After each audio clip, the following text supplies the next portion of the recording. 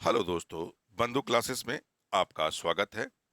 आज हम दोस्तों इतिहास के महत्वपूर्ण सेक्शन पाषाण कालीन सभ्यता से हम लोग अति महत्वपूर्ण प्रश्नों को देखेंगे जो विभिन्न प्रतियोगी परीक्षाओं के लिए हो अति महत्वपूर्ण होते हैं।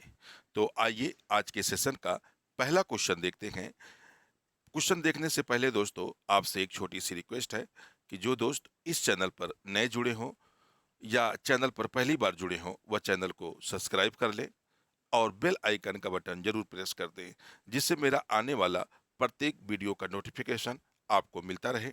तो आइए पहला क्वेश्चन देखते हैं।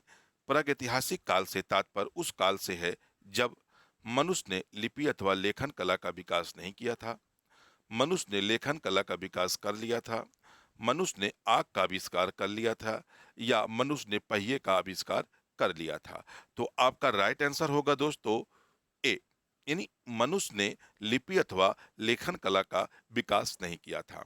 यानी ऐसे काल को पाषाण काल या प्रागैतिहासिक काल कहा जाता है जब मानव के द्वारा कोई भी लेखन काल या लिपि का आविष्कार नहीं हुआ है। यानी प्रागैतिहासिक काल का हम जो विश्लेषण करते हैं इसका खनन से या पुरातात्विक के माध्यम से इनका विश्लेषण करते हैं।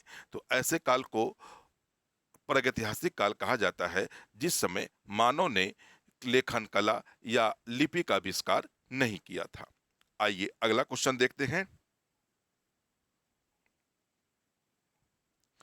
जिस काल की लिपि को पढ़ा नहीं जा सकता उसे क्या नाम दिया गया है? प्रागैतिहासिक काल, आदि ऐतिहासिक काल, ऐतिहासिक काल या इनमें से कोई नहीं। तो आपका राइट आंसर होगा दोस्तों बी, यानी आदि ऐतिहासिक काल। तो कुछ जानते हैं दोस्तों, यानी प्रागैतिहासिक काल ऐसे काल को कहा जाता है जिसमें लिपि और लेखन कला का विकास नहीं किया गया हो। आदि ऐतिहासिक काल ऐसे काल को कहा जाता है जिसमें लिपि का तो आविष्कार हो जाता है लेकिन अभी तक किसी भी विद्वान द्वारा इन्हें पढ़ने की कामयाबी नहीं प्राप्त हुई है। ऐसे काल को हम लोग आदि ऐतिहासिक काल में रखते हैं। यानी लिपि का आविष्कार हो चुका है, लेखन कला का आविष्कार किया जा चुका है, लेकिन अभी तक का उन्हें पढ़ा नहीं गया है। ऐसे काल को क्या कहा जाता है? आदि ऐतिहासिक काल कहा जाता है। ऐतिहासिक काल ऐसे काल को कहा जाता है जिसमें मानव द्वारा लिपि का भी आविष्कार कर लिया जाता है और उसको पढ़ने में भी कामयाबी प्राप्त हो जाती है। यानी जिसमें लेखन कला और पढ़ने लिखने की शुरुआत की जाती है। ऐसे काल को हम लोग क्या कहते हैं? ऐतिहासिक काल कहते हैं। तो आपका राइट आंसर होगा आदि ऐतिहासिक काल, क्योंकि लिपि का आविष्कार हो चुका है लेकिन अभी उसे पढ़ा नहीं गया है। तो इसलिए आपका राइट आंसर बी होगा। नेक्स्ट क्वेश्चन देखते हैं। पहले सबसे पहले का मानव सदृश प्राणी जो प्राग मानव होमोसेपियंस से प्रजाति रूप से भिन्न था उसे समानता जाना जाता है। होमोनिक रूप में, पिंथकैंथोपस के रूप में, सिंथोपस के रूप में या यूथोपस के रूप में। तो आपका राइट आंसर होगा दोस्तों बी, यानी पिथकैंपोपस के रूप में उसे जाना जाता है। नेक्स्ट क्वेश्चन देखते हैं। रॉबर्ट ब्रूस फुट थे एक भूगर्भ वैज्ञानिक, पुरातत्वविद या पुरा वनस्पति शास्त्री या इतिहासकार। तो आपका राइट आंसर होगा दोस्तों ए, यानी भूगर्भ वैज्ञानिक थे। लेकिन यह भी कहा जाता है कुछ विद्वानों द्वारा कि जो रॉबर्ट ब्रूस फुट थे वह पुरातत्वविद में आते हैं। अगर इन दोनों में आपको चॉइस करना होगा तो हम लोग किसको पिक करेंगे? ए को, यानी भूगर्भ वैज्ञानिक को। नेक्स्ट क्वेश्चन देखते हैं। नेक्स्ट क्वेश्चन है, भारतीय पुरातत्व का जनक किसे मान कहा जाता है? अलेक्जेंडर कनिंघम, जॉन मार्शल, मार्टी हुलर या जेम्स प्रिंसेप्स। तो आपका राइट आंसर होगा ए, यानी अलेक्जेंडर कनिंघम को भारतीय पुरातत्व का जनक कहा जाता है। नेक्स्ट क्वेश्चन देखते हैं। इतिहास के आरंभिक काल को निम्नलिखित में से क्या कहा जाता है? पूरा पाषाण काल, मध्य पाषाण काल, लघु पाषाण काल या नव पाषाण काल। तो आपका राइट आंसर होगा दोस्तों ए, यानी जो इतिहास का आरंभिक काल होता है या इतिहास की जहां से शुरुआत मानी जाती है उसे हम किस नाम से जानते हैं? पूरा पाषाण काल से नाम से जानते हैं। नेक्स्ट क्वेश्चन देखते हैं। किस काल या युग में पत्थर के औजारों सबसे पहले पाए गए थे? नवपाषाण काल, पूरा पाषाण काल, लघु पाषाण काल या मध्य पाषाण काल? तो आपका राइट आंसर होगा दोस्तों बी, पूरा पाषाण काल। यानी पूरा पाषाण काल में सर्वप्रथम पत्थर के औजार बनाने मानव द्वारा शुरू कर दिए गए थे। नेक्स्ट क्वेश्चन देखते हैं। पूरा पाषाण काल में आदि मानव के मनोरंजन का साधन था शिकार, जुआ, संगीत या घुड़सवारी? तो आपका राइट आंसर हो जाएगा दोस्तों ए, यानी पूरा पाषाण काल में मानव का जो मनोरंजन का साधन था वह शिकार का था, और आजीविका का भी संसाधन शिकार ही मानव का था, क्योंकि मानव द्वारा उस समय शिकार पर ही पूरी तरह से डिपेंड था, एक तरह से निर्भर था, क्योंकि शिकार करना ही उसका पेशा था। नेक्स्ट क्वेश्चन देखते हैं।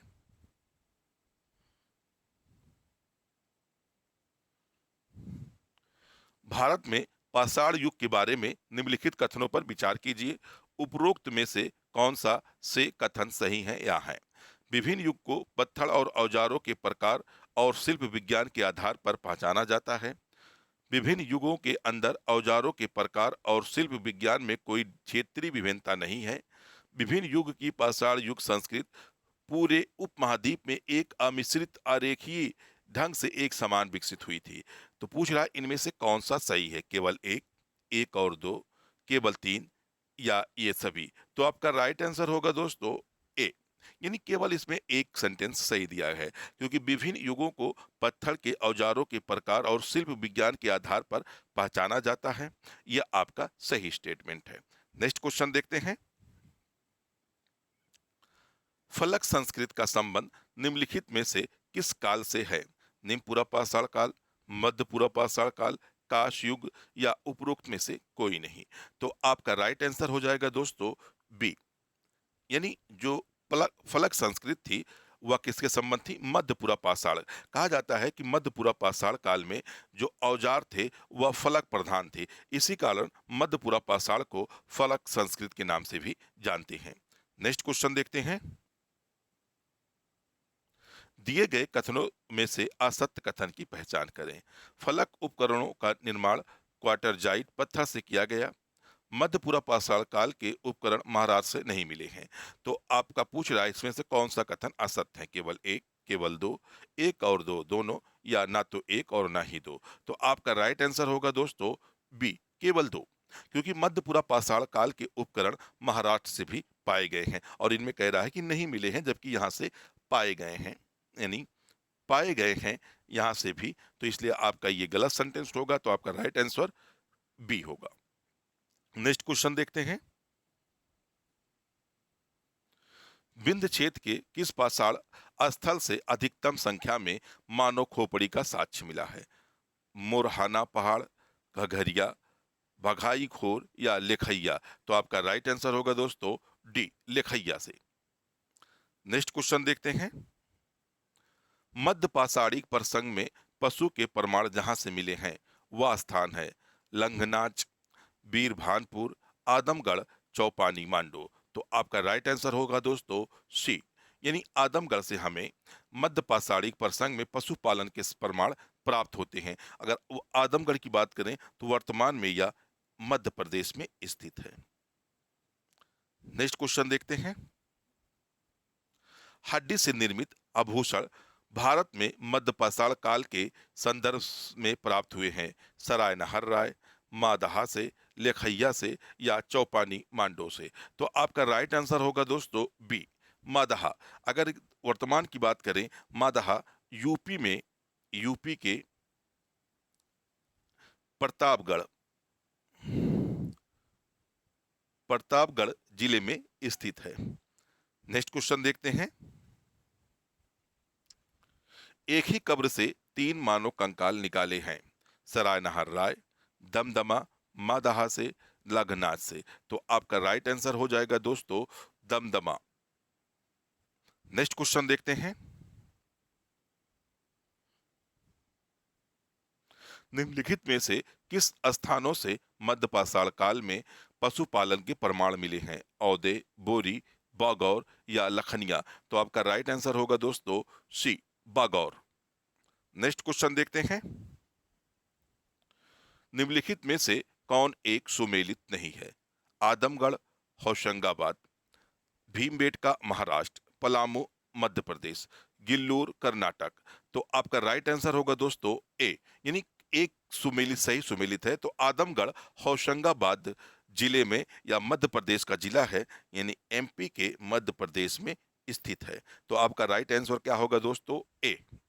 नेक्स्ट क्वेश्चन देखते हैं। पहिए का आविष्कार कब हुआ था? नवपाषाण काल में, मध्य पाषाण काल में, पूरा पाषाण काल में या लौह काल में? तो आपका राइट आंसर होगा दोस्तों ए, नवपाषाण काल में। नेक्स्ट क्वेश्चन देखते हैं। निम्नलिखित में से किस स्थल से मानव कंकाल के साथ कुत्ते का कंकाल भी सावधान से प्राप्त हुआ है? ब्रह्मगिरी, बुर्ज होम, चीरांद या माशकी? तो आपका राइट आंसर होगा दोस्तों बी, बुर्ज होम से। नेक्स्ट क्वेश्चन देखते हैं। राग का टीला निम्नलिखित में से किस नवपाषाणिक स्थल से संबंधित है? बुही हाल, शंगन कल्लू, कोहलडीहवा या ब्रह्मगिरी? तो आपका राइट आंसर होगा शंगन कल्लू। नेक्स्ट क्वेश्चन देखते हैं। नवपाषाण युग में भारतीय उपमहाद्वीप के उत्तर पश्चिम क्षेत्र में निम्नलिखित में से किस स्थान पर कृषि के अभ्युदय के आरंभिक प्रमाण प्राप्त हुए हैं? मुंडीगाक, मेहरगढ़, दम्बासादत या बालाकोट? तो आपका राइट आंसर होगा दोस्तों बी, मेहरगढ़ से। नेक्स्ट क्वेश्चन देखते हैं। भारत में पशुपालन एवं कृषि के प्राचीनतम साक्ष्य प्राप्त हुए हैं।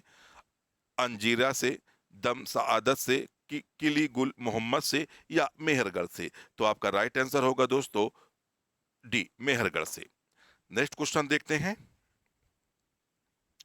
नवपाषाण काल के लोगों द्वारा पाला गया प्रथम पशु था? भेड़, बकरी, कुत्ता या घोड़ा? तो आपका राइट आंसर होगा दोस्तों कुत्ता, यानी मानव द्वारा सर्वप्रथम कुत्ते को पालतू बनाया गया था। नेक्स्ट क्वेश्चन देखिए। नवपाषाण कालीन गर्त निवासों के अवशेष कहां से मिले हैं? गुप्तकराल, बुर्ज होम, कुचई, महागढ़ा? तो आपका राइट आंसर होना चाहिए एक और चार, दो या तीन, तीन या चार या एक या दो? तो आपका राइट आंसर होगा दोस्तों डी, यानी एक और दो, यानी गुप्तकराल और बुर्ज होम से हमें गर्तावास के निवास प्राप्त होते हैं। नेक्स्ट क्वेश्चन देखते हैं। नवपाषाण काल के संदर्भ में दिए गए निम्नलिखित कथनों पर विचार कीजिए। नवपाषाण या नियोलिथिक शब्द का प्रयोग सर्वप्रथम सर जॉन लुबाक ने किया था। नवपाषाण काल में मानव द्वारा सर्वप्रथम जौ नामक अनाज का प्रयोग किया गया था। उपरोक्त में से कौन सा कथन सही है? केवल एक, केवल दो, एक और दो, दोनों, ना तो एक और ना ही दो? तो आपका राइट आंसर होगा दोस्तों सी, यानी पहला और दूसरा कथन दोनों सही है। आइए अगला क्वेश्चन देखते हैं। नौदा टोली किस राज्य में अवस्थित है? गुजरात, महाराष्ट्र, छत्तीसगढ़ या मध्य प्रदेश? तो आपका राइट आंसर होगा दोस्तों डी, मध्य प्रदेश में। नेक्स्ट क्वेश्चन देखते हैं। निम्नलिखित में से किसको चाकोलिथिक युग भी कहा जाता है? पुरापाषाण युग को, नवपाषाण युग को, ताम्रपाषाण युग को या लौह युग को? तो आपका राइट आंसर होगा सी, ताम्रपाषाण युग को। नेक्स्ट क्वेश्चन देखते हैं। इनाम गांव कहां अवस्थित है? उत्तर प्रदेश, महाराष्ट्र, मध्य प्रदेश या कर्नाटक? तो आपका राइट आंसर होगा दोस्तों बी, महाराष्ट्र में। नेक्स्ट क्वेश्चन देखते हैं। ताम्रपाषाणिक संस्कृत के संदर्भ में दिए गए निम्नलिखित कथनों पर विचार कीजिए। ताम्रपाषाणिक स्थल नौदा टोली की खोज पुरातत्वविद एच डी संकालिया ने की थी। इनाम गांव ताम्रपाषाण काल की एक बड़ी बस्ती थी। उपरोक्त में से कौन सा कथन सही है? केवल एक, केवल दो, एक और दो, दोनों, ना तो एक और ना ही दो? तो आपका राइट आंसर होगा सी, एक और दो, दोनों। नेक्स्ट क्वेश्चन देखते हैं। बृहद पाषाण स्मारकों की पहचान की गई है सन्यासी गुफाओं के रूप में, मृतक को दफनाने के स्थान के रूप में, मंदिर के रूप में या उपरोक्त में से कोई नहीं? तो आपका राइट आंसर होगा दोस्तों बी, यानी मृतक को दफनाने के स्थान के रूप में। नेक्स्ट क्वेश्चन देखते हैं। निम्नलिखित को सही सुमेलित कीजिए। नौदली उत्तर प्रदेश, रिकम मेडु पुडुचेरी, रोलेबेली तमिलनाडु या गफूर महाराष्ट्र। तो आपका सही आंसर है नौदोली जो है उत्तर प्रदेश में स्थित है, रिकमेडू या पुडुचेरी में स्थित है, और रोनाबेली ये जो है तमिलनाडु में स्थित है, और गफूर ये महाराष्ट्र में स्थित है। तो आपका राइट आंसर हो जाएगा ए, यानी 1 2 3 4। नेक्स्ट क्वेश्चन देखते हैं। दिए गए निम्नलिखित कथनों पर विचार कीजिए। इतिहासकारों ने महापाषाण काल को 1000 से लेकर प्रथम शताब्दी ईसा पूर्व के बीच निर्धारित किया है। महापाषाण काल में आंशिक समाधान की पद्धति प्रचलित थी। महापाषाण काल के संदर्भ में दिए गए उपरोक्त कथनों में से कौन सा कथन सही है? केवल एक, केवल दो, एक दो, दोनों, या ना तो एक ना तो दो। तो आपका राइट आंसर हो जाएगा दोस्तों सी, यानी एक और दो, दोनों।